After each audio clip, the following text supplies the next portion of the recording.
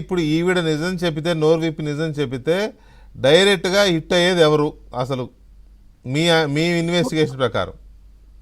అంటే డైరెక్ట్ గా హిట్ అవ్వాల్సిన పర్సన్ భగవంతుడు ఎలా భక్తులు కనపడ్డో అంత ఈజీగా కనపడ్డండి.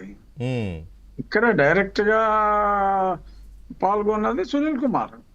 ఉమ్, చూసినామంటే కాల్చి వచ్చే రకం ఈ సునీల్ కుమార్. ఉమ్, ఇక్కడ డైరెక్ట్ గా వీళ్ళందరినీ ఇన్ఫ్లుయెన్స్ చేసింది Sunil Kumar. It's well planned sketch అండి. అసలు ఊరికే ఆన్ పేపర్ 14వ తారీఖు ఆ రోజు పొద్దున్నే ఏదో రిపోర్ట్ వచ్చినట్టు అప్పటికప్పుడు ఎంక్వైరీ చేసినట్టు. ఇందులో ఇంకో ట్విస్ట్, ఆడిక్క జైల్లో పడి తిరుగుతున్నాడు కదా పనికి మాలిన ఎదవా బోరుగడ్డ గాడు. ఆ, ఆ బోరుగడ్డ గాడు నాకు విట్నెస్. ఆ, ఏది ఎఫ్ఐఆర్ రిజిస్టర్ చేసినప్పుడు ఎవడో విట్నెస్ కావాలి. ఓకే. ఆ విట్నెస్ ఆడు. అంటే వీళ్ళందరూ ఒక తొట్టి గ్యాంగ్ అనమాట వీళ్ళు. అతను ఎలా విట్నెస్ అయ్యాడు అక్కడ? అంటే ఇల్లు అందరూ ఒకటే కదా సార్. ఓకే.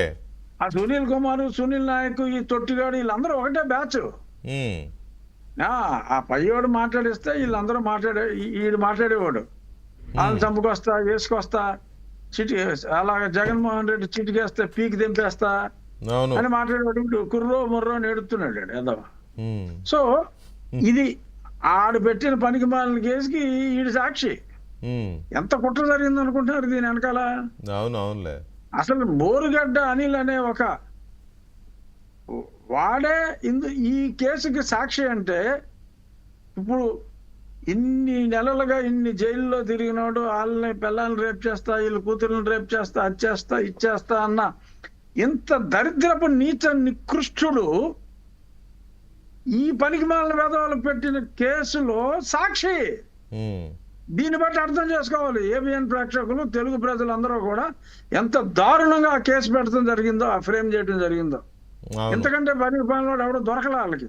ఉమ్, సో అది పెట్టి రాంగ్ కేసు పెట్టి అప్పటికే పోలీసుల్ని అక్కడ పంపి 13వ తారీఖు సాయంత్రమే ఆ టాక్సీ కంపెనీ వాడికి ఇదిగో ఇక్కడికి వెళ్ళాలని చెప్పి పురమాయించడం జరిగింది. ఇవన్నీ డీటెయిల్స్ అన్నీ ఉన్నాయి.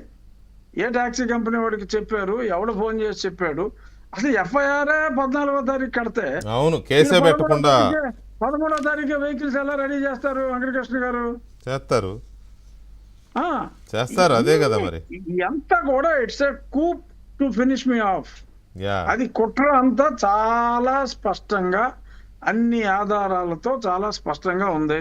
ఉమ్, అప్పుడు ఒక డిఎస్పి స్థాయి అధికారిని కూడా వీళ్ళు బెదిరించడం జరిగింది. తర్వాత ఆ డిఎస్పి స్థాయి అధికారి వాళ్ళ అమ్మమ్మ ఎవరో చనిపోతే అతను వెళ్ళిపోయాడు. ఇవన్నీ కూడా నా ప్రైవేట్ ఇన్వెస్టిగేషన్ లో నాకు అన్ని తెలిసినాయి. ఇవన్నీ కూడా నేను కలిసినప్పుడు కూడా వాళ్ళకి స్పష్టంగా చెప్పాను. ఆలస్యం చేయగలడు తప్ప ఈ సునీల్ కుమార్ అన్నవాడు ఇందులోంచి ఏమాత్రం తప్పించుకుంటానికి అవకాశం లేదు. ఉమ్, అతను ఎంత భయపెట్టినా ప్రభుత్వాన్ని, నా వర్గము, నాకు ఇన్ని లక్షల ఓట్లు ఉన్నాయి, రేపు ఏదో బీజేపీలో చేరతాడు అంటున్నారు, లేకపోతే ఏదో పార్టీలో చేరతాడు అంటున్నారు. ఎక్కడ చేరినా శిక్ష తప్పదు. ఓకే. ఫైనల్ చాలా క్వశ్చన్. దారుణంగా యాక్ట్ చేశారు. యా, నేను వదలను. ఈ ప్రభుత్వాలు వదిలినా ఇంకెవడు వదిలినా నేనైతే వదలను. మీరెలా వదులుతారులే? నాకు మీరు న్యాయ దారుణమైన వ్యవస్థ విక్టిమ్ ఉంది. కదా దాంట్లో, మీరెలా వదులుతారు? వదిలే క్వశ్చనే లేదు. అంత Almost- clear గా వదిలిన తర్వాత ఆల్మోస్ట్ clear గా చావు వదిలిన దాకా తర్వాత వెళ్ళి వచ్చిన వాళ్ళు కదా. డెఫినెట్ గా వేరే కేసులో అతని మీద యాక్షన్ తీసుకున్నారు. ఈ కేసులో తీసుకోకపోయినా, ఈ కేసులో ఇంకా పిలవకపోయినా, బట్ యాక్షన్ అయితే ఉంది అన్న సాటిస్ఫాక్షన్ అయితే నాకు ఉంది. నేను అసంతృప్తిగా లేను కానీ సంతృప్తిగా కూడా లేను. మీరు